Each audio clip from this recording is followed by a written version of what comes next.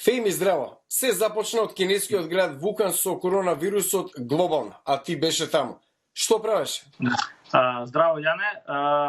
Работев на еден нов документарен филм. Откако се запознав со еден режисер пред неколку месеци во Кина на еден фестивал.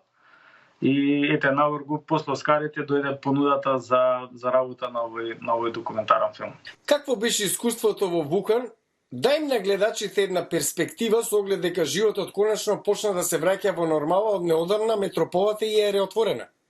Па вака, прво со самото представување на проектот, кога ми сави режисеров за самиот проект, беше баш за размислување дали човек да отиде или не. Бидејќи се работи за нешто што е невообичаено, мислам, идеш во центарот на пандемијата, од кај што фактички е изворот на целиот вирус. Меѓутоа, со самата дискусија, откако ми кажа што е, како е и каква екипа ќе бидеме и дека имаме постојано човек кој што ќе се грижи за нашата безбедност, си реков дека да, значи интересно е, ново искуство, нови простори, значи нови луѓе и некако си реков да, мислам прифатив таков еден ризик да отидам да работам на тој проект. И буквално она што се вика на прва линија, на прва борбена линија да се види што е фактички причината за вирусот, како луѓето се справуваат со тој вирус. Како се справуваат луѓето со вирусот? Опиши ми ги мерките за социјално дистанцирање и карантинот, во кој беше ставен градот од 11 милиони жители. Така, 12 милиони скоро жители е Вухан. Тоа што може да кажам дека 100% се практикува сите тие мерки кои што беа наложени од централната власт. Немаше нешто прекашување на закони. Мислам, сите луѓе некако беа позрели и лесно ги прифатија тие мерки. Значи немаше некаква одбилност од луѓето, сега ќе правам вака или ќе бидам спротивно на тоа што е како мерка. Може да има веќе искуства. Не им е тоа као прв пат, значи од пред 10 година отприлике со SARS-от има слично искуство и некако како да се спремни. Мислам, не очекува ова веќе, мислам, надвор од тие човечки граници, меѓутоа луѓето се практикуваат и се придржуваат до тие мерки. Имаше ли шанса, можност да разговараш со локалните жители?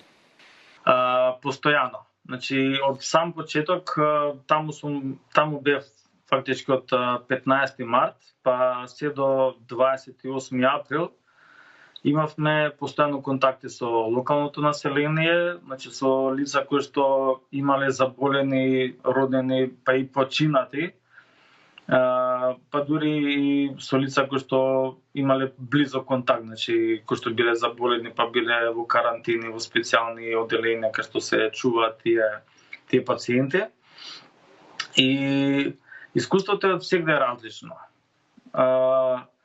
Една работа што успев да сватам дека меѓу себе имаат многу голема поддршка. Луѓето како луѓе се спремни, значи по било која цена да им помогнат на луѓе кои што се во неможност да се справат со тој вирус. И осеќаат како некој се морална одговорност. И доста од интервјуата и лицата кои што ги запознавме беа дојдени од Пекинг, од останати провинции, значи по 2-3 километри подалеку од Вухан, за да дојдат во самиот град и да им помогнат на луѓето за да се справат со вирусот. Какво беше патешествието да се вратиш дома? Гледам во Скопје си сега, со оглед дека многу компании ги откажаа летовите, државите ги затворија границите. Така, право да кажам е 20 пасав, малце со потешкоти. Првичниот план беше да се вратам 28, па на 1 мај. На крај успеав на 4 мај да се приберам во Македонија, бидејќи сите летови беа доста комплицирани за организирање, бараат дополнителни здравствени сертификати, значи посебни дозволи за летање. И се до тоа некако ми ги отежна работите за враќање назад во Македонија, меѓутоа на крај успеав од Вухан, Шангај, Франкфурт, Софија, Скопје на крај, после долго патешествие. Сега предпоставам си во карантин во Македонија. Колку време ќе останеш, како ти минува времето? Па да, веќе од понеделникот сум тука, денес е петок, ми простануваат уште 9 на дена да останам во карантинов и после тоа се надевам дека ќе идам слободен или ќе треба уште некоја домашна изолација да се направи барем уште 2 недели. Ти благодарам за разговорот, Феми, и секој добро. Фала ти на тебе, поздрав.